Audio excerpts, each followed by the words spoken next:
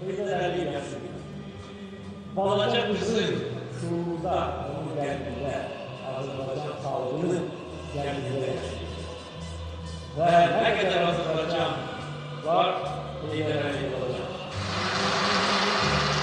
Ümummilli lider Heydər Əliyevin xatirəsinə həsr olunan Bakı Ürək Günləri 9-cu Beynəlxalq Konqresi keçirilir. Konqresin rəsmi açılış mərasimi keçirilib. Konqresin keçirilməsində əsas məqsəd Azərbaycanda kardiologiyanın və ürək-damar cərrahiyyəsinin inkişafına töhfə vermək, əcnəbi mütəxəssislərlə birgə fikir mübadiləsi aparmaq və tibb elminin bu sahədəki son yeniliklərini müzakirə etməkdir. Ürək-damar cərrahiyyəsi cəmiyyətinin təsisçisi, fəxri sədri Kamran Musayev Bakı Günləri 9-cu Beynəlxalq Konqresində çıxış zamanı deyib ki, 20-yə yaxın mərkəzdə ürək-damar cərrahiyyəsi, 40 mərkəzdə isə invaziv kardiologiya icra olunur. Bakıda deyil, Azərbaycanın bölgələrində də ürək mərkəzləri fəaliyyət göstərir. Ulu öndərin Azərbaycanın dövlət kimi qurulmasında və Azərbaycanda səhiyyə sistemi yaradılmasında və inkişafındakı rolu çox böyükdür. 2000-ci ildə Azərbaycanda artıq müasir səhiyyə ocağı var idi. Səhiyyə ocaqlarının prioritet sahəsi isə ürək-damar xəstəlikləri və onların diaqnostikası, müalicəsi idi. O illərdə ölkəmizdə istər diaqnostik, istər intervensiyon, istərsə də açıq cərrahiyyə mənasında təkcə mərkəzi klinika fəaliyyət göstərirdi, deyə o bildirib. Qeyd edək ki, konqresə Azərbaycan Ürək və Damar Cərrahiyyəsi Cəmiyyəti ev sahibliyi edir. Konqres 16-18 may tarixlərini əhatə edəcək. Bakı Ürək Günləri 9-cu Beynəlxalq Konqresində dünyanın 20 ölkəsindən 400-ə yaxın yerli və əcnəbi kardioloq və kardiocərrahın iştirakı ilə ürək-damar xəstəlikləri və onların müalicəsindəki ən aktual məsələlər müzakirə ediləcək.